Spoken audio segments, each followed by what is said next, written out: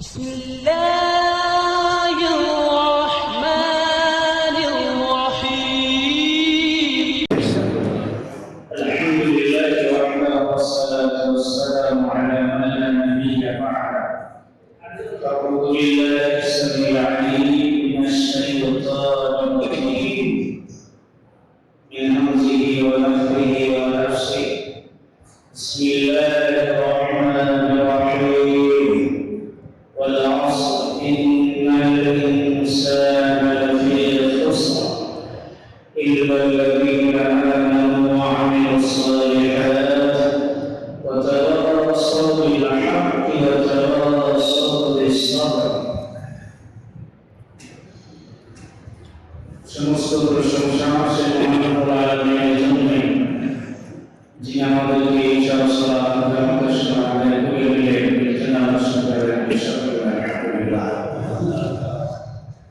আল্লাহ রাব্বুল আলামিন আমাদের জন্য, খাস করে মুমিনদের জন্য প্রত্যেকটি পরীক্ষার সময় রেখেছে। স্কুলে ছাত্রদের জন্য পরীক্ষার একটা নির্দিষ্ট সময় আছে, প্রতিদিন হয় না। দেড় মাস পর হয়। আপনি আগে তো ছিল, এখন তো টাফ পরীক্ষা, বছরে 3-4টি পরীক্ষা হয়। কিন্তু আল্লাহ রাব্বুল আলামিন প্রকৃত বান্দা মুমিনদেরকে আল্লাহ প্রতিদিন 2বার পরীক্ষা করেন। কয়বার পরীক্ষা করেন? 2টি ওয়াক্তে পরীক্ষার মাধ্যমে আল্লাহ বুঝতে চান যে আমার বান্দার মধ্যে ঈমান আছে কিনা। আর 2টি পরীক্ষার টাইমে আপনার আমার জন্য হচ্ছে একটা ইশারা আর একটা ফজরের সালাত।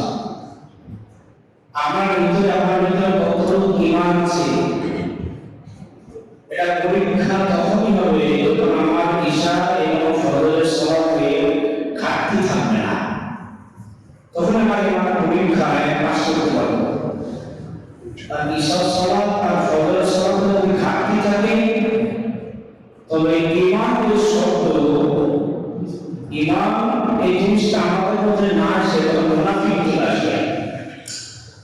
আর ঈশার সালাত ফজরের সালাত ভারী মুনাফিকদের জন্য, মুমিনদের জন্য ভারী না। তাহলে আমি নিজেকে মুমিন দাবি করি, আমার ঈশা আর ফজরের সালাতটা কোরআন করবে, কারণ এই পরীক্ষার মুহূর্তে যদি আমি জিততে পারি, তবে আমার কাছে ঈমান আছে কিনা, মুনাফিক এসেছে কিনা বলতে পারবো। এই জন্য আল্লাহর কাছে দোয়া করি যে আল্লাহ এই 2টি টাইম জামাতের সাথে সালাত যেন আমরা আয়োজন করতে পারি সকলে। আমি আর দেখবেন আপনার শরীর, ব্যবসা বাণিজ্যের জন্য মেন ঈশার সালাতের যে ঘাটতি হয়, আর শরীরের অলসতার জন্য ফজরের মধ্যে ঘাটতি হয়। আর এই 2টি টাইম কিন্তু আপনার মুমিনদের জন্য পরীক্ষার সময়। যদি ভারী হয়ে যায়, মুমিন এই জিনিসটা আমরা আনতে আসবে না, মুনাফিক চলে আসবে। তাহলে মুমিন থেকে মুনাফিকের নাম হয়ে এই টাইম হচ্ছে 2টি টাইম। তা বেনামাজিদের জন্য, নামাজিদের জন্য, তাহলে নামাজের মধ্যে ঈমান থাকছে কি থাকছে না, মুনাফিক সৃষ্টি হচ্ছে কি হচ্ছে না, এই পরীক্ষা করার সময় হচ্ছে ঈশার সালাত আর ফজরের সালাত। আলহামদুলিল্লাহ, আমরা ঈশার সালাত জামাতের সময় আদায় করতে পেরেছি। এই জন্য আমরা আবার শুকরিয়া রেখে বলি আলহামদুলিল্লাহ।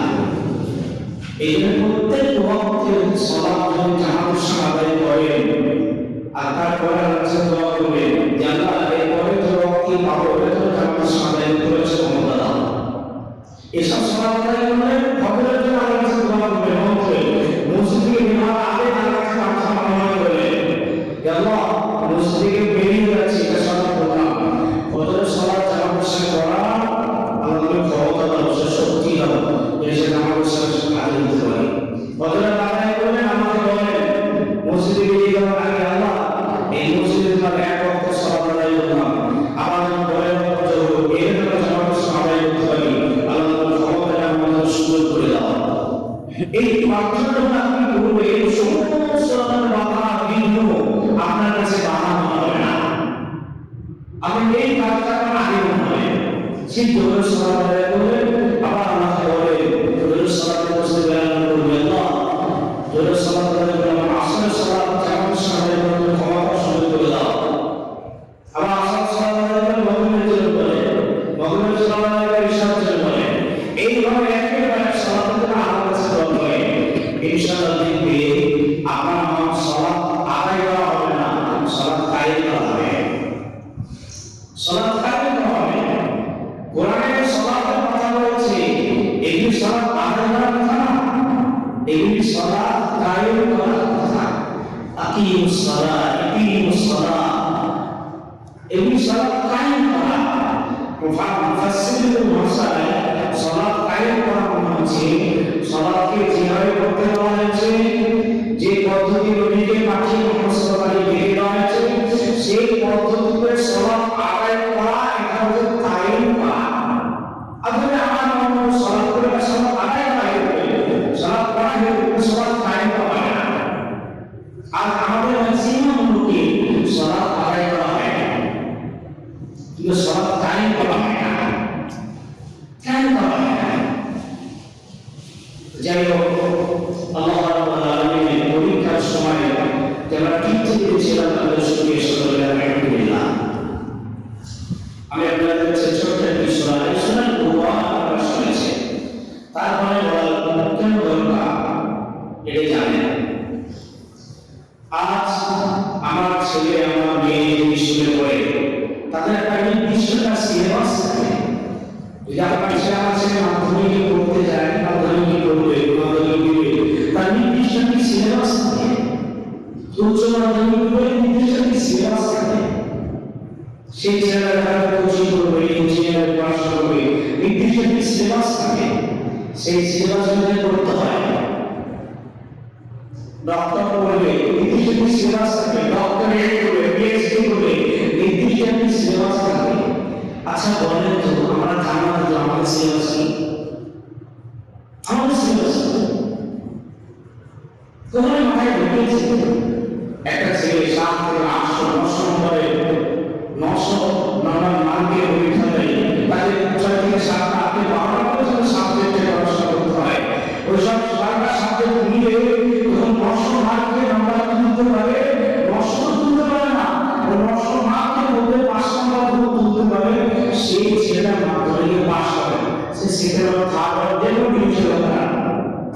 কিন্তু প্রত্যেকটি সিলেবাস সাবজেক্টকে তাকে 5 নাম্বার তুলতে হয়, 5 নাম্বার তুলতে হয়। কিন্তু উচ্চ মাধ্যমিকের জন্য একই জিনিস। আর একটা ছেলে কিন্তু দোষী ঢাকা ইঞ্জিনিয়ারিং রান্না করবো, এবার মাধ্যমিক দেওয়া হবে, উচ্চ মাধ্যমিক দেওয়া হবে। উচ্চ মাধ্যমিক নির্দিষ্ট সিলেবাসে 3 থেকে 4 ক্লাস 5টা, ওই 4টে সিলেবাসে তাকে পড়াশোনা করতে হবে। 4টে সিলেবাসে তাকে ভালোভাবে পড়াশোনা করতে হবে, সে কাজ করবে। এমন করে আপনারা শুনেছেন একটা ছেলে বাংলায় কথা বলতে পারে, বাংলায় নাম্বার পাই, ম্যাথ চলে এসেছে, তাই engineering science group TV management এই দুইটা ভালো নাম্বার এসেছে, কিন্তু বাংলায় সে নাম্বার নিতে পারেনি। সে শিক্ষামন্ত্রীকে বলছে, আমি তো বাংলায় ভাষা কথা বলতে পারি, বাংলা বুঝতে পারি, বাংলা বুঝাতে পারি মানুষকে, তা আমার বাংলায় পাস করতে ব্যাপারটা কি? আমি ব্যাক করেছি কি হবে? আমার কেন থাকতে হবে? কেন পাস করতে পারলাম না? ওই আড্ডাটা না জানে মারা যায় না। কেউ লন্ডনে পাস করে এসেছে, ইংলিশ অনার কথা বলতে পারে ইংরেজিতে, তার কাছে আটকায় না, কিন্তু পরীক্ষা ক্ষেত্রে বাংলাতে নাম্বার পাস করে গেছে, সেই দেখা যাচ্ছে অঙ্কতে পাস করে গেছে, সে দেখা যাচ্ছে সব পাস করে গেছে, সব হচ্ছে জানি যে পাস করেছি তা কি হবে? সব তো আমি তো 30 নম্বর পেয়েছি, আমি তো সবার কথা বলতে পারি। শিক্ষামন্ত্রীকে আহ্বান করে আমার কেন সাবজেক্টে আসলে কেন আমি উত্তীর্ণ হতে পারলাম না, আমাকে পাস করে দিয়ে বলবে আপনার বলবে বলবে না। আমার ছেলে যদি কোনো একটা সাবজেক্টে ব্যাক চলে আসে, আমরা বলি ছেলেটার উদ্দেশ্য ছিল উচ্চ মাধ্যমিক পাস করে বিয়ে করতে হবে, কিন্তু একটা সাবজেক্টে ব্যাক আসার কারণে উচ্চ মাধ্যমিক পাস করতে পারলো না, সে বিয়ে ভর্তি হতে পারলো না। শুধু একটা সাবজেক্ট ব্যাক, কিন্তু আরো সাবজেক্টের নম্বরটা আছে, নম্বর আছে। কোন সাবজেক্টে দেখা যায়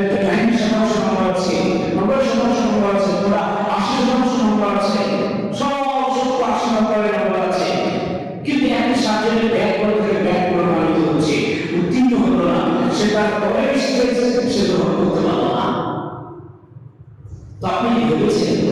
কখন ভেবেছেন আপনার সাবজেক্ট কোনটা? আপনার কোন সাবজেক্ট আপনার পড়াশোনা করতে হবে আর কোন সাবজেক্ট আপনার দেখার সময় আছে? আপনি কি কখনো পড়াশোনা করেছেন?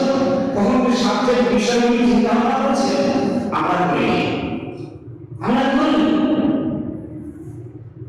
ইমাম শাফিঈ রাহিমাহুল্লাহ এই যে বলেছেন এই জীবনের সূরা আসলে এই সূরাটা যদি মানুষ গবেষণা করে তো জান্নাতে যাওয়ার জন্য যে সাবজেক্ট দরকার, বিষয় দরকার, সব মিলে ইসলাম সবাই মিলে। আর আমরা জান্নাত চাই, আর আমার ছেলে উচ্চমাধ্যমিক পাস করতে চাই, বিয়ে করতে অনার্স করবে, সাবজেক্ট বুঝেছে, সিলেবাস বুঝেছে, কিন্তু তার চারটে সিলেবাস হয়েছে, দুটি খুব ভালো করে 100 মধ্যে 100 হয়েছে, আর দুটি ভালো না, দুটি পড়াশোনা করে না, পরীক্ষা থেকে তাদের নামটা সই করে চলে এসেছে। ও ভাবছে আনন্দ আছে, কারণ আমাদের দুই সাথে বিবাহিত, আমাদের দুই সাথে চারটে সাথে থাকে কি হলো, আমি তো ওই অনার্স করবো, আমি ওই সাথে পড়লেই হয়ে গেল, আমি উচ্চমাধ্যমিক পাস করে বিয়ে করতে হবো। আচ্ছা বলেন, চারটে যদি সাথে থাকে আর দুটি জিনিসে পড়াশোনা করে আর দুটি প্রোগ্রামটা ভালো থাকে, তাহলে এই পাস করে তার বিয়ে করতে হয়, আশা কি মিলবে? মিলবে না। ঠিক অনুরূপ আজ বর্তমান আমাদের হয়েছে, আমরা না জেনে না বুঝে আজ আমরা জান্নাতের আশা নিয়ে বসে আছি।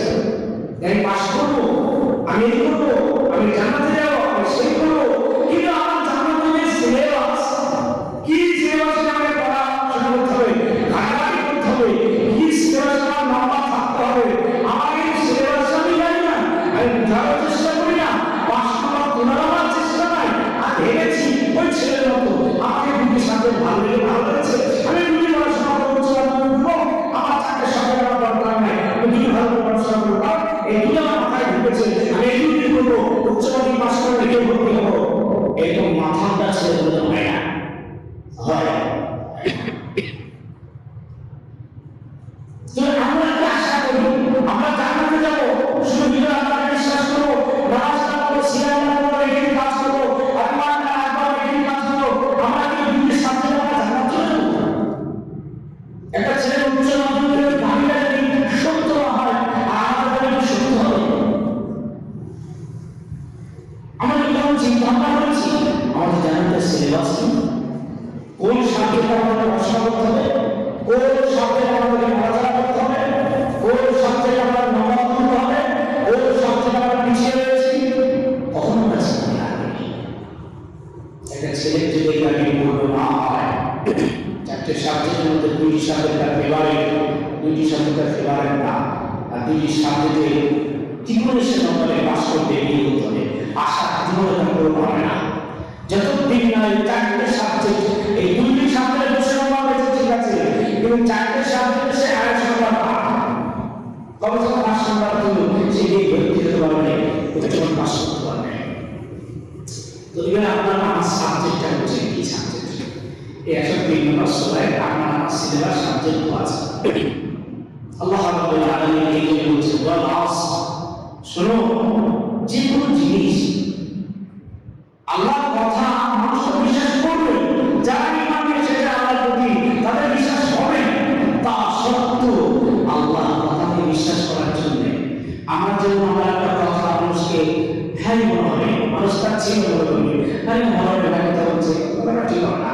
যে আমি বলবো আল্লাহর কসম ভাই, আপনি যেটা বললো সত্য, আল্লাহর কসম করা মানে কসম করেছি, এবার আপনি ভাবছেন না এর মধ্যে মিথ্যা নাই, এর মধ্যে কোনো মিথ্যা নাই, কথার মধ্যে সত্য আছে। সেই কথাটি বলে বাড়ানোর জন্য, কথাটি মর্যাদাকে অক্ষুণ্ণ রাখার জন্য, কথাটি মানুষ গ্রহণ করে, এই জন্য কসম করে সেটা কথা বলি, আসে কথাটা গ্রহণ করে, এই জন্য গ্রহণ করার জন্য কসম করে বলি, এই কথা মেনে না দেয়।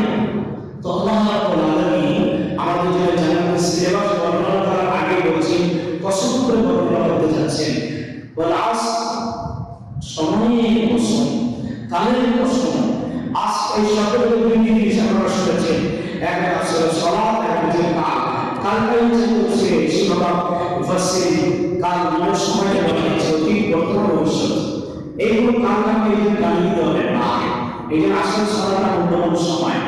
তারপর আল্লাহ রাব্বুল বলছে এই শপথ ইন্নাল ইনসানা লাফি খুসর, নিশ্চয় মানুষ ক্ষতির মধ্যে আছে, মানুষ সমাজের ক্ষতির মধ্যে আছে। কিন্তু আমরা পরিত্রাণ পাবো, আমরা পরিত্রাণ পাবো, ক্ষতি থেকে রেহাই পাবো চারটে সাবজেক্ট আমাদের মধ্যে থাকে। চারটে সাবজেক্ট যদি আমাদের মধ্যে থাকে তবেই কিন্তু ক্ষতি থেকে রেহাই পাবো, পাবো না। আর এই ক্ষতি মানে জাহান্নাম, এই ক্ষতি মানে জাহান্নাম। আর আল্লাহ রাব্বুল আলামিন এই যে বলেছে ওয়ালাকাদ যারা'না লিজাহান্নামা কাসীরাম মিনাল জিন্নি ওয়াল ইনস, আমি মানব ইনসান পুরো মানব ইনসানকে এই জাহান্নামের জন্য সৃষ্টি করেছি। যে চারটে সিলেবাসকে ফলো করবে, অন্তরে চিন্তা ভাবনা করবে, কানে শুনবে, চোখে দেখবে, সে চারটে সিলেবাসে তার পাশাপাশি থাকলে সে পরিত্রাণ পেয়ে যাবে ক্ষতিগ্রস্ত রাস্তা থেকে। সেই চারটে সিলেবাস কি আমি টোটাল ধারণা করি। এক নম্বর হচ্ছে ইল্লাল্লাযীনা আমানু ওয়া আমিলুস সালিহাত, দুই নম্বর সিলেবাস। তিন নম্বর হচ্ছে ওয়াতাওয়াসাউ বিল হক, চার নম্বর হচ্ছে ওয়াতাওয়াসাউ বিস সাবর। এই চারটে সাবজেক্ট বিষয়। এবার আপনি চিন্তা করেন যে আমার চারটে বিষয়ে আপনার 5 নম্বর হচ্ছে উঠবে। যদি আজকে আপনাকে আল্লাহ এই দুই থেকে নিয়ে নেয়, আল্লাহ বলে কি বলো এই চারটে বিষয় আমি দিয়েছিলাম জান্নাতের জন্য, গোটা কোরআনের মধ্যে ঢুকে আছে, গোটা কোরআনের মধ্যে ঢুকে আছে। ঈমান সব ঈমানের মধ্যে ঢুকে আছে।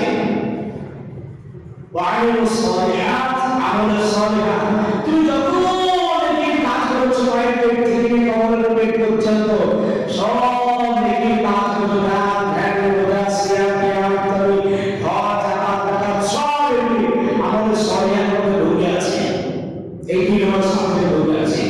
আচ্ছা বলো ওয়াতাওয়াসাউ বিল হক, এই সিলেবাসে তোমার কি 5 নম্বর আছে? ওয়াতাওয়াসাউ বিস সাবর, 4 নম্বর সিলেবাসে তোমার কি নম্বর আছে? এটা দেখো কি দেখাবে, এটা দেখাবে আল্লাহ বলুন আল্লাহ আচ্ছা মাফ করেছি, বাজারে 2 নম্বর সিলেবাস, 3 নম্বর সিলেবাস।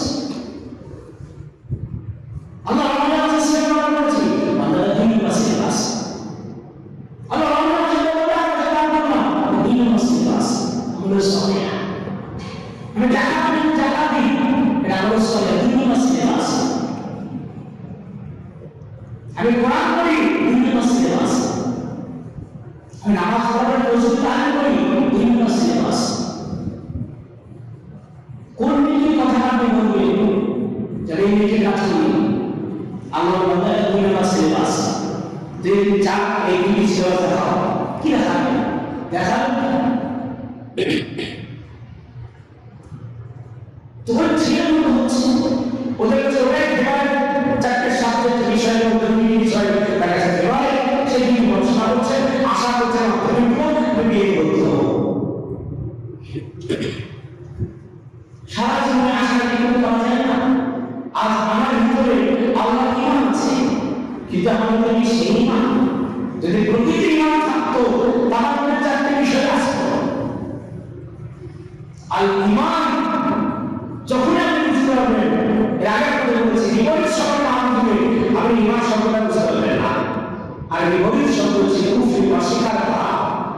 ঈমানের বিপরীত শব্দ কুফর, মানে হচ্ছে অস্বীকার করা, অগ্রহণ। আর এই হচ্ছে ঈমান, মানে হচ্ছে গ্রহণ করা, মেনে নেওয়া। আপনি আল্লাহকে মেনেছেন, এটা আপনি মুমিন।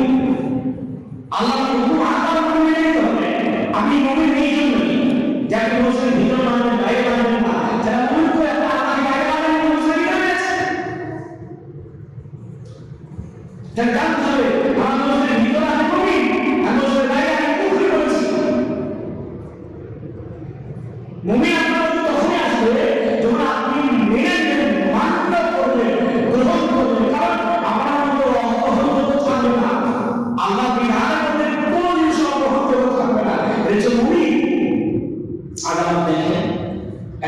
সিলেবাসটা আমি ঘেটে দেখি, তলিয়ে দেখি, আমি মসজিদের 4 দেওয়ালের ভিতরে আল্লাহকে নিয়ে নিয়েছি, আল্লাহকে গ্রহণ করেছি। যেই মসজিদ থেকে বেরিয়ে গেলাম, আল্লাহকে মেনে নিতে পারিনি, আল্লাহকে গ্রহণ করতে পারিনি। কিন্তু আমি বলি আমি বিশ্বাসী, তখন আমরা আল্লাহকে মেনে নিতে পারিনি। মসজিদের ভিতরে বলেছি ভাই, এখানে তো আল্লাহ হুকুম করার জন্য আল্লাহকে মেনে নিতে গেলে নামাজ পড়তে হবে, কারণ এই আল্লাহ বাইরে কিছু করা যাবে না, এই কিছু করা যাবে না, আল্লাহকে মেনে নিয়েছি, আল্লাহকে মারার জন্য সন্তুষ্টি জন্য যা কিছু করা করতে হবে। মসজিদের বাইরে চলে এলাম, আল্লাহ মসজিদের বাইরে কি করতে বলেছেন, কিভাবে করতে বলেছেন, আল্লাহকে মেনে আমরা সেটা করি। তাহলে এক নম্বর সিলেবাসটা আমাদের দিল মজবুত কতটুকু আছে, কতটুকু আছে। ব্যবসা বাণিজ্য থেকে মসজিদে ঢোকা যেমন বের হওয়া, বাড়ি ঢোকা বের হওয়া, সফর করা, মুসাফির অবস্থায় মসজিদের সাক্ষাৎ করা, আমি কি ধর্মকে গ্রহণ করেছি, আল্লাহকে গ্রহণ করা, ধর্মকে গ্রহণ করা, এটা হলো বিশ্বাস, এটা হলো মুমিন। মুমিনদের এখনো হবে না, মুমিনের একটা চ্যাপ্টার আছে, ওখানে আমরা বলেছি আমাতু বিল্লাহি ওয়া মালাইকাতিহি ওয়া কুতুবিহি ওয়া রুসুলিহি ওয়াল ইয়াউমিল আখির ওয়া নাতাবি খাইরিহি ওয়া শাররিহি মিন আল্লাহি তাআলা। ওখানে কুতুব আছে, কোরআন রয়েছে, নবী আদর্শ রয়েছে। আমি সবাইয়ের উপরে ঈমান আনি, সবাইকে গ্রহণ করি, সবাইকে মেনে নিয়েছি, মান্য করেছি। নবী কি শুধু মসজিদের ভিতরে নবী আদর্শ মানবে, মসজিদের বাইরে না? তাহলে আমার ঈমানটা কতটুকু, এই অধ্যায়টা আমার কতটুকু সাকসেসফুল হলো? এবার চিন্তা ভাবনা করছি, ঈমান বলতে আমার 1 নম্বর সাবজেক্ট, ঈমানটা 1 নম্বর বিষয়, কয় নম্বর? 1 নম্বর। আর ঈমান মানে হচ্ছে মেনে নেওয়া। ঈমান মানে কি? মেনে নেওয়া।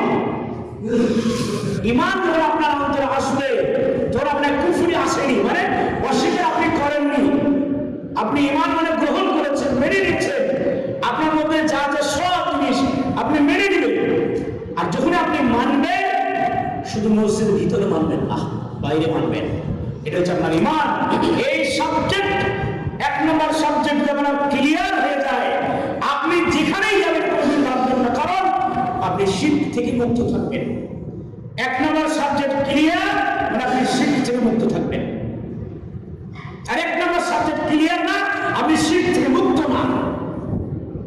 আর যারা একটু হাদিস শুনেছেন, আল্লাহ সব গুনাহ ক্ষমা করে দেবেন, শিরক গুনাহ ক্ষমা করবেন না, শিরকের। তাহলে 1 নম্বর সিলেবাস সাবজেক্ট হচ্ছে ঈমান। কি? ঈমান। সর্ব অবস্থায়, সর্ব জায়গায় আল্লাহর হুকুম আহকাম মেনে নিতে হবে, নবীর পদ্ধতিকে মেনে নিতে হবে, না কি না? এটা 1 নম্বর সাবজেক্ট, সিলেবাস, সাবজেক্ট, বিষয়। আপনি কতটুকু ঘাটাঘাটি করছেন আপনি চিন্তা ভাবনা করেন। 2 নম্বর হচ্ছে আমালুস সালিহাত, নেক আমল। আর সেই প্রত্যেকটি নামাজ পড়লেই যে নেক আমল হবে তা না, আমি দান করলে যে নেক আমল হবে তা না, আমি সিয়াম করলে যে নেক আমল হবে তা না। নেক আমলের শর্ত আছে। আর ইবাদাতু ইসমুন জামিউন লিকুল্লি মা ইউহিব্বুহু আল্লাহু ওয়া ইয়ারদাহু মিনাল আকওয়াল ওয়াল আকওয়াল ওয়াল আমাল মিনাল যাহিরাতি ওয়াল বাতিনা। প্রকাশ্য হোক, গোপনে হোক, কথা হোক, কাজ হোক, সেটা শুধুমাত্র হবে আল্লাহ রাব্বুল আলামিনের সন্তুষ্টির জন্য, আল্লাহর ভালোবাসার জন্য হবে, অন্য মিডিলে কোনো উদ্দেশ্য আসবে না। তবেই সেটা হবে নেকির কাজ, সেটা হবে নেকির কাজ। আপনি ভাবছেন আমি নামাজ পড়তে যাব, অমুক ব্যক্তি ভালোবেসে ঠিক তার কথাটা রাখার জন্য নামাজ পড়তে যাবো, নামাজ পড়লে নেকির কাজ, কিন্তু এটা নেকির কাজ না। কারণ মিডিলে ব্যক্তি ঢুকে গেছে, অন্য ব্যক্তির ভালোবাসার কথাটা রাখার জন্য নামাজ পড়তে এসেছে। আর আপনি দান করছি এক ব্যক্তিকে জানানোর জন্য, ওই দান করাটা কিন্তু নেকির কাজ না, কারণ মিডিলে একজন চলে এসেছে আমার কাছে, আমি অমুক জিনিস করছি একজন ব্যক্তিকে জানানোর জন্য, একজন ব্যক্তিকে সমর্থন করার জন্য, তাহলে ওই জিনিসটা কিন্তু নেকির কাজ হলে কিন্তু আমার কাছে নেকির কাজ না। 2 নম্বর সাবজেক্ট সিলেবাস হচ্ছে সেটি কি? আমলুস সালিহাত, নেক কাজ। সেটা কোন এমন নেকির কাজ, সে কথা হোক, সে আমল হোক, গোপনে হোক, প্রকাশ্যে হোক, আল্লাহর সন্তুষ্টি ভালোবাসার জন্য হবে, সেটি হবে নেকির কাজ। সব নেকির কাজ কিন্তু আল্লাহর ভালোবাসার জন্য নয়। আমার আপনার বাড়ি, আমার আপনার ছেলে মেয়ে ইত্যাদি পরিবার, একজন বলার করে না একজন নামাজ সহ্য করে বারবার বলছে বলে নামাজটা পড়ছি, ছেলে নামাজটা পড়ছে বারবার বলছে বলে, কিন্তু আল্লাহর উদ্দেশ্যে নামাজটা পড়ছে না। ছেলে মিলিয়ে কে চলে আসলো? আল্লাহর ভালোবাসা আসেনি, আল্লাহ সন্তুষ্টি আসেনি, কে চলে আসলো? 3% বলে ব্যক্তি। ছেলে এই ইবাদত 2 নম্বর সিলেবাস সাবজেক্ট বিষয়। ছেলে ইবাদত আমার কি ইবাদত হচ্ছে শুধু আল্লাহকে ভালোবাসার জন্য, আল্লাহর সন্তুষ্টি অর্জন করার জন্য। দেখেন আমাদের 1 নম্বর ইবাদত করি কি, যদি আমাদের খুঁজে খুঁজে দেখা যায় সেটা হচ্ছে নামাজ। 2 সিয়াম, 3 সাদকা, দান ধ্যান করা। এই বাইরে বলতে আমার এই নেকির কাজ আছে, একবার তৈরি দেখেন। আর এর বিপরীত গুনার কি কাজ আছে? মুহাদ্দিসিনরা কাবিরা গুনাহ 70টির আপে ভাগ করেছেন, মূল কিন্তু 70টি। আর যদি বলেন মৌলভী সাহেব আমার কাছে বড় বড় নেকির কাজ করি কি, রমজান মাসে সিয়াম করি, নফল ইত্যাদি সিয়াম করি, সালাত বলতে গেলে ফরজ সালাত, নফল সালাত ইত্যাদি সালাত আদায় করি, তারপরে কি নেকির কাজ করে? দান ধার একটা করি। আলহামদুলিল্লাহ 3টা মানে তো বিশাল জোর আছে। যদি বলেন কাবিরা গুনাহ কি আছে, মনুষ্য কোনটা কাবিরা গুনাহ? এটা এই সুদ খাওয়া, তো এত একদিকে হয়, ঘুষ ও তো একদিকে হয়, আত্মসাৎ করা ও তো হয়ে আছে, মানুষকে মুখে সিগারেট গালিগালাজ করা কাবিরা গুনাহ ও তো হয়। একের পর এক কাবিরা গুনাহ যদি উল্লেখ করা হয় তো দেখা যায় সব কাবিরা গুনাহগুলি আমাদের মধ্যে আছে। কিন্তু এর এগেইনস্টে, এর উল্টো যদি আমাদের সলিহা কথা জিজ্ঞেস করা হয়, এবং 3টে বেশি হাত ছাড়ালে খুঁজে পাওয়া যাবে না। 3টে হাত ছাড়া আপনি এই 3টেই খুঁজে পাবেন যে আমাদের নেকি দান ধ্যান করা নেকির কাজ, আর হচ্ছে আপনার এই নেকির কাজ কি সিয়ামের নেকির কাজ, সালাতের। আর যদি বলেন আত্মীয়তার সুসম্পর্ক রাখা নেকির কাজ, তাহলে মানুষের খুঁটিনাটি একদিকে হয়েছে একদিকে নাই। একদিকে আত্মীয়তার বন্ধন ঠিক আছে আর একদিকে নাই, মানে শ্বশুরের দিকটা যদি ভালো আছে বাপের দিকটা নাই, যদি বাপের দিকটা ভালো আছে তো মায়ের দিকটা নাই, যদি শাশুড়ির দিকটা ভালো আছে তো শ্বশুরের দিকটা নাই। এটা তুলে ধরতে পারবেন নেকির কাজ। 2 নম্বর বিষয় নেকির কাজ, এই সিলেবাসে আপনি নম্বর তুলতে পারবেন না। 1 নম্বর তো তাই আমাদের ঘষা মাজা করে দেখতে হবে ইমানটা কতটা আমার আছে। 2 নম্বর সিলেবাসে তাও দেখা যাচ্ছে অনেক ভালো মজা। সেই ছেলে প্রশ্নপত্র পেয়েছে, দেখে শর্টকাটগুলো মেরে দিই, তারপরে যে বেচারি রচনা সুবহানাল্লাহ বাক্য গঠন রিয়া তা মাথার হেলা থেকে বাংলাদেশে হালকে অনুভব ভাল আমাদের। 1 নম্বর সিলেবাস কোনো খবর নেই, 2 নম্বর সিলেবাস আমাদের সবে নেকির কাজ করতে হবে। নেকির কাজ কটা? সারা দেশময় সূর্য উদিত হতে অস্ত যাওয়া পর্যন্ত বছরের পর বছর ওই 3টি জায়গায় থেকে যাবে নেকির কাজ। বাকি জায়গায় দেখা যাচ্ছে একদিক হচ্ছে আর একদিক হচ্ছে না। তাহলে 2টি সাবজেক্ট সিলেবাস আমাদের কাছে আছে, ওটাও ভাঙাচোরা, ওটা ভাঙাচোরা। 1 নম্বর তো আমাদের ইমান গ্রহণ করতে হবে, মানতে হবে, আল্লাহকে মেনে নিতে হবে, আমরা কমজোরি। 2 নম্বর হচ্ছে আমাদের সলিহা নেকির কাজ, তাতে বা আরো কমজোরি। একদিকে হয়েছে গুনে গুনে আমরা এই কাজ দেখা যাচ্ছে নদীর এই পার ওই পার থেকে দেখা যাচ্ছে আমরা ইন্ডিয়ার এই প্রান্ত থেকে ইন্ডিয়ার এই প্রান্ত থেকে আরেক প্রান্ত যদি আমরা খুঁজে পাই তো দেখা যাচ্ছে নেকির কাজ আমাদের আমলে সলিহা ওই 3টি ছাড়া কিন্তু আর খুঁজে পাওয়া যাবে না। বলুন দুনিয়াতে এতগুলো নেকির কাজ করে আছে, মানুষের সৎ ব্যবহার করা, হাসি মুখে কথা বলা, আত্মীয়তার বন্ধন অটুট রাখা, কারোর সাথে সম্পর্ক বিচ্ছেদ না করা, মানুষকে অভাবে পড়লে তাকে সাহায্য সহযোগিতা করা, তাকে আশ্রয় দেওয়া, কত নেকির কাজ নেবেন। এই নেকির কাজ আমাদের কতটুকু হচ্ছে সেই ঘুরে ঘুরে দেখা যায় দান ধ্যানের মাধ্যমে হচ্ছে। আমাদের খুব বেশি যদি হয় এই 2 নম্বর সাবজেক্টে আমরা টিকে আছি 3টি কাজের কারণে। 1 সিয়াম, সালাত, দান খায়রাত। তাহলে আমার 2 নম্বর সাবজেক্টে যদি আল্লাহ পরীক্ষা দিতে বলে বান্দা তুমি 4টে সাবজেক্টে পরীক্ষা দাও, তো 1 নম্বর সাবজেক্ট আমি ইমানের দিব কিছু, 2 নম্বর কিছু দিব, আল্লাহ যদি বলে 3 নম্বরে দিতে হবে কি ওয়াতাওয়াসাউ বিল হক, সত্য হকের দিকে মানুষকে উৎসাহ দিতে হবে, হক কি জিনিস বুঝতে হবে, হকের দিকে মানুষকে নিয়ে আসতে হবে, হক দিকে মানুষকে নিয়ে আসতে হবে। কারণ আল্লাহর নবী মুহাম্মদ সাল্লাল্লাহু আলাইহি সাল্লামকে আল্লাহ নিজেই বলছেন ইন্না আরসালনাকা বিল হাক্কি, আমি তোমাকে পৃথিবীতে পাঠিয়েছি হক দিয়ে পাঠিয়েছি, সত্য দিয়ে পাঠিয়েছি। আর সত্য দ্বারা তুমি কি করবে? বাশীরা ওয়া নাযীরা, যারাই গুনার কাজ করবে তাদেরকে তুমি নিষেধ করবে, সতর্ক করে তুমি এই গুনার কাজটি করো, এটা অন্যায় করতে হবে না।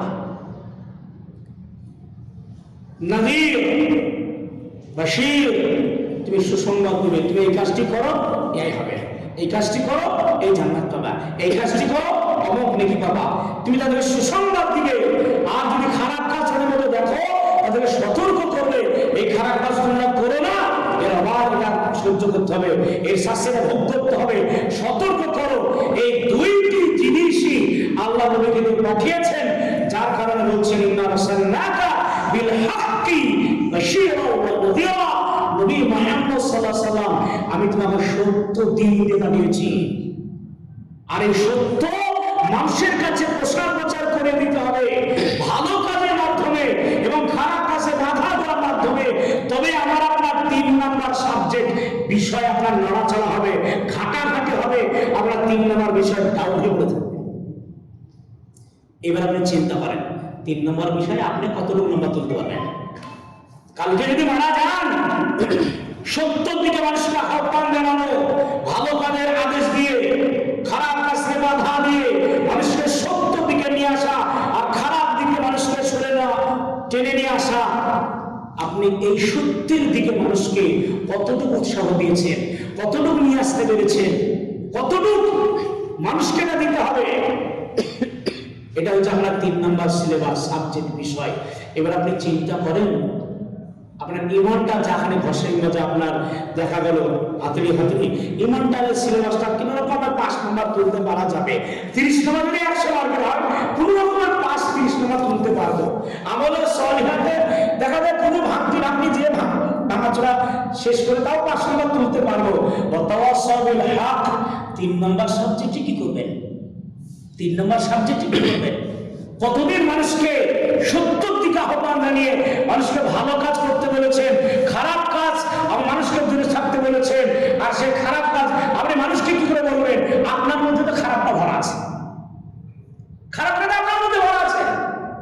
আপনি একটা মানুষকে তো বলতে পারবেন না ভাই আপনি এইভাবে করছেন, নবী মুহাম্মদ সাল্লাল্লাহু আলাইহি ওয়াসাল্লাম এইভাবে চলেননি, আপনি যেটা বলতে পারবেন না। আর এই সাবজেক্টটাই এমন, এটা নিজে না করলে আপনি এই সাবজেক্টে কখনো পড়াশোনা করতে পারবেন না। এই সাবজেক্ট আপনি যখন মাস্টার ডিগ্রি কমপ্লিট না করবেন তখন 3 নম্বর বিষয় আপনার কোনো পড়া লাগবে না, পড়তে পারবেন না।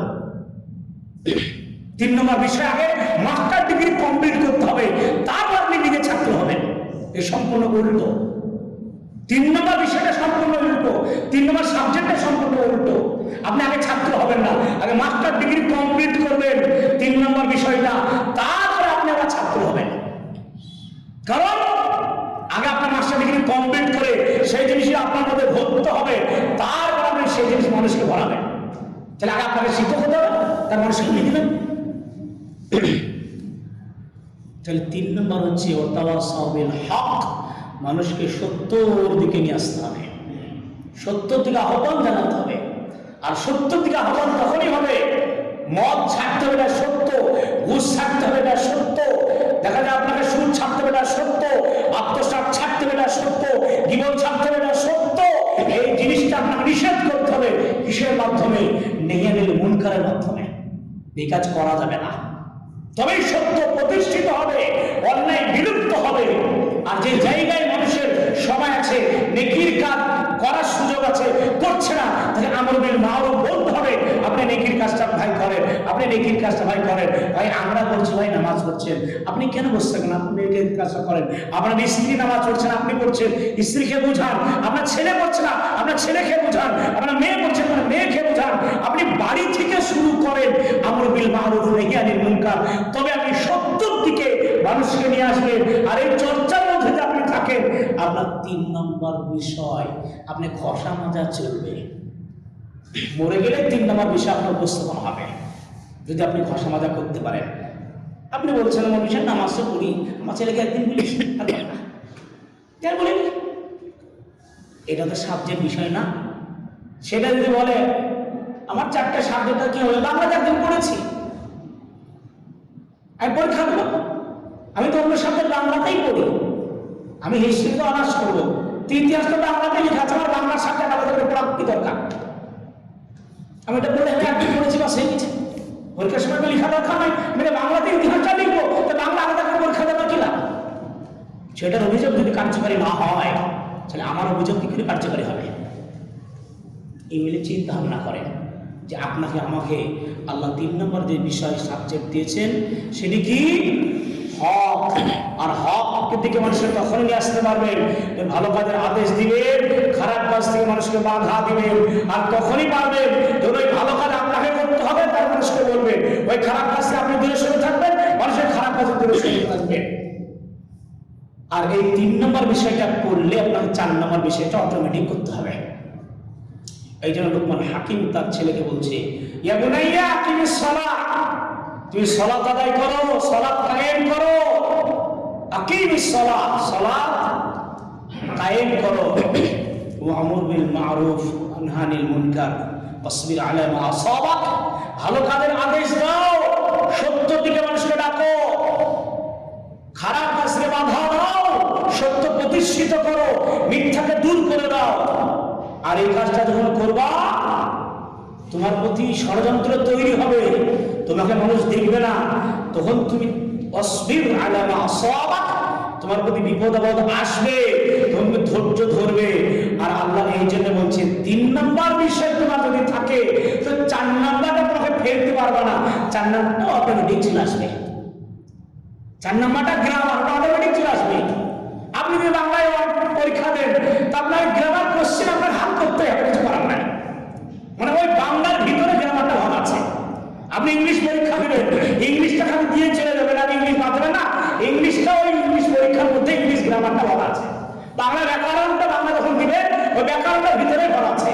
তো আপনি কিন্তু 3 নম্বর সাবজেক্ট যখন পরীক্ষা দেবেন, নড়াচড়া করবেন, 4র্থ নম্বর সাবজেক্ট এসে দাঁড়িয়ে থাকবে আপনার কাছে, কি করবে? দাঁড়িয়ে থাকবে। আপনি 3 নম্বর সিলেবাসে ঘষা মাজা করবেন, সত্যর দিকে হককে প্রতিষ্ঠিত করতে চাইবেন, তখন আপনার বাধা বিঘ্ন আসবে।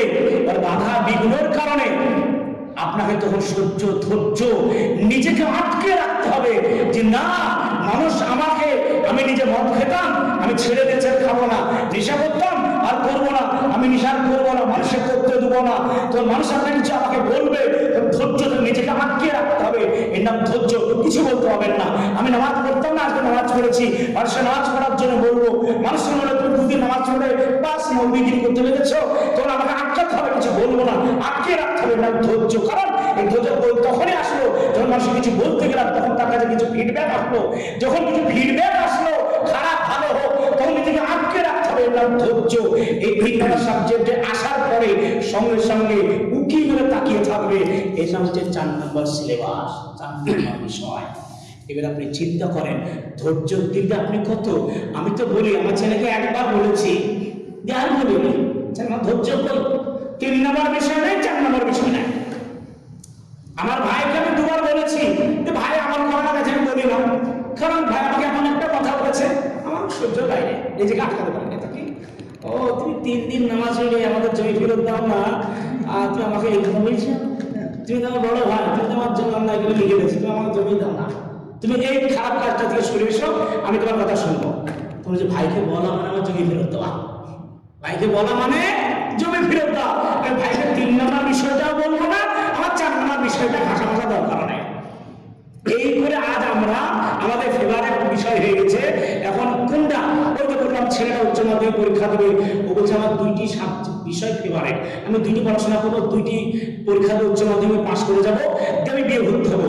ওর জন্য কি শিক্ষামন্ত্রী থেকে নিয়ে একবার বোর্ড থেকে নিয়ে ওর 4টে বিষয় বা দিদিকে খালি 2টে বিষয় হবে নাকি? হবে না, তার আশা আকাঙ্ক্ষা কোনদিন মিটবে না। তো আমরা যে ইমানটাকে নিয়ে আর আমাদের সলিহাটাকে নিয়ে এই দুটি বিষয়গুলো ঘষাবাজা করছি, জান্নাতের আশায় অসম্ভব হবে না। এই জন্য আপনাকে বলছি, আল্লাহ ক্ষতি থেকে বাঁচার জন্য এই জন্য 4টি বিষয় সাবজেক্ট উল্লেখ করেছেন। 1 ঈমান, 2 আমাদের সলিহা, 3 হক, ভালো কাজের মাধ্যমে এবং খারাপ কাজের বাধা দেওয়ার মাধ্যমে হক প্রতিষ্ঠিত করতে হবে।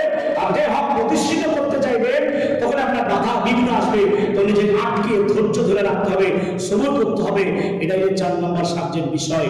এই 4টি বিষয় যদি আপনার ফুল মার্ক থাকে, ইনশাআল্লাহ আপনি ক্ষতি থেকে বেঁচে যাবেন।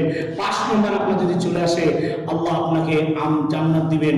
আর এই 4টি বিষয়কে কেন্দ্র করে গোটা কোরআনের মধ্যে ঢুকে রয়েছে। সব চ্যাপ্টার সিলেবাস ভাগ করা আছে, সব সিলেবাস ভাগ করা আছে যে আপনি কোন চ্যাপ্টার আপনি পরীক্ষা দেবেন, এটা কোন চ্যাপ্টার, সব সিলেবাস ভাগ করা আছে গোটা কোরআন।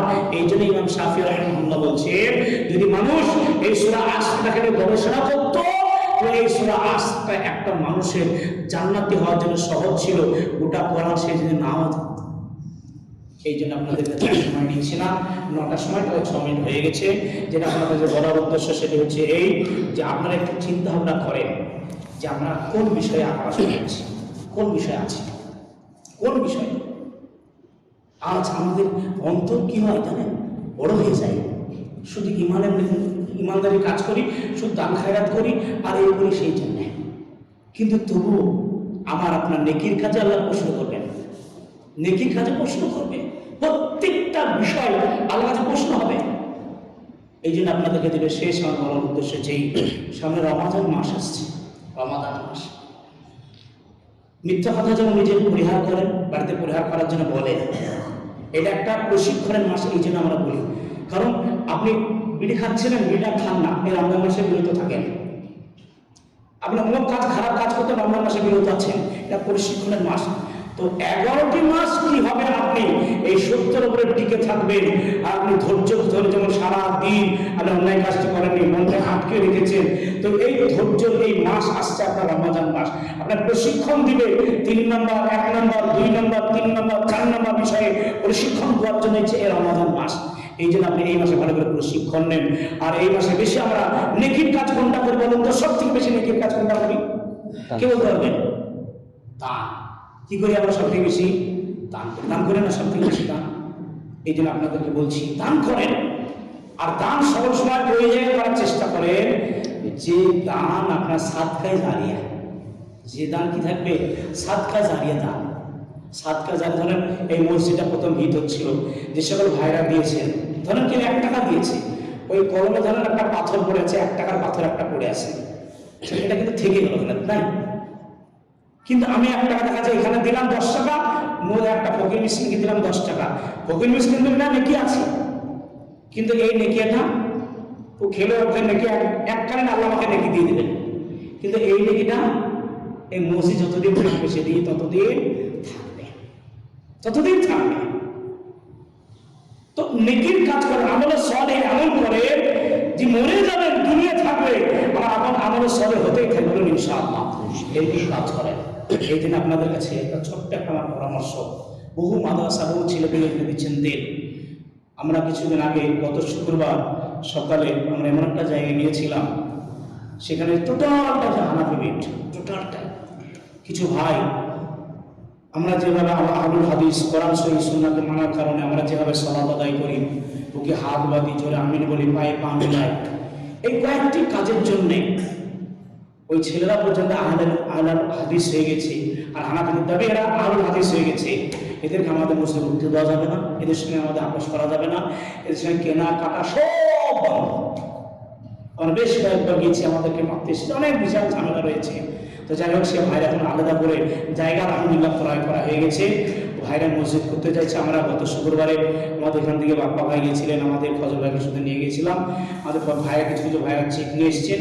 যতটা পারবেন রমজান মাসে কিছু মানুষকে উদ্বুদ্ধ করেন, যারা আমরা আহলুল হাদিস মসজিদ ইনশাআল্লাহ আমাদের এলাকায় করে দিতে পারি, বলুন ইনশাআল্লাহ।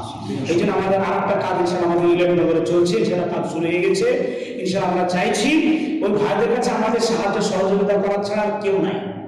এমনকি অনেক লোক ওই জায়গা কেনার সময় বাধা দিয়েছে, জায়গা ব্যক্তির নামে কিনতে, যে ডাইরেক্ট মসজিদ দামে কিনতে পারা যায়নি, আর জায়গা যার কাছে কিনতে হয়েছে সে ছিল হিন্দু, তাকে প্রিন্ট করা হয়েছে তোমার যখন জায়গা দাও তোমার অসুবিধা আছে, এখানে হিন্দুকে পর্যন্ত চাপ দেওয়া হয়েছে।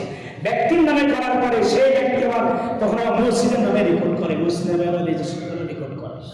এতটা জ্বালাযন্ত্রণা তারা আছে, এই জন্য আমাদের কাছে সাহায্য সহযোগিতার আশা রেখেছে। ইনশাল্লাহ ভাইদেরকে আমরাও বলেছি, ইনশাল্লাহ আমরা যতটা পারি ইনশাল্লাহ আমরা চেষ্টা করব। আপনাদেরকে বলার উদ্দেশ্য হচ্ছে এই আমাদের শুরুতে আপনারা যে দায়িত্ব নেন, আমাদের বাপ্পার কাছে চেপ আছে, আর কার কাছে চেপ আছে? আমাদের মসজিদে আছে, তো মসজিদে আমাদের আছে, আছে, আপনারা দিবেন। আর যদি পারেন ইনশাআল্লাহ ওই জায়গায় দিয়ে আসবেন, কত জিনিস ইনশাআল্লাহ থেকে যাবে। মসজিদটা আলহামদুলিল্লাহ ওরা দুতলা ফাউন্ডেশন করার ইচ্ছা করেছে, নিচু তলায় মেয়ে ছেলেরা করবে, উপরে তলায় মেয়েরা, ওরা একতলায় করছিল। আমরা বললাম আপনাদের এখানে ছেলে মেয়ের উপরে শিক্ষা দরকার আছে, হাই স্কুলটা একসঙ্গে। আর দ্বিতীয় জিনিস হচ্ছে পাশে একটা হাই স্কুল আছে, আর ওই বিলটাই হচ্ছে আপনার 70 মানে 80% মুসলিমের। হাই স্কুলে যারা আসে ধরেন জুম্মার দিনের মসজিদের অভাবে কেউ নামাজ পড়তে পারে না, আলহামদুলিল্লাহ ওই জায়গায় মসজিদটা হয়, ছেলেমেয়েরা নামাজ পড়াটা সুযোগ হবে, নেকির একটা ভালো জায়গা। এই জন্য আপনাদেরকে বলছি আমরা সাদকা জারি হিসাবে, রমাদান মাস আসছে, আপনারা ওই জায়গায় আমলের সলিহ যেহেতু করেন, আপনারা ওই জায়গায় খাস করে বেশি করে করার এই রোজার মাসে। আল্লাহ আমাদের সকলে সমর্থ তৌফিক দান করে, সকলে বলে আমিন। আল্লাহ রাব্বুল আলামিন আল্লাহ তুমি আমাদেরকে ইমানের বিষয়ে বেশি ঘষা মাজা এবং ইমানের বিষয়ে আমাদেরকে সতর্ক করে এমন ইমান যেন আমাদের মধ্যে দাও, তো ইমানের দিকে আমরা কোনো ফের না হতে পারি, সকলে বলে আমিন।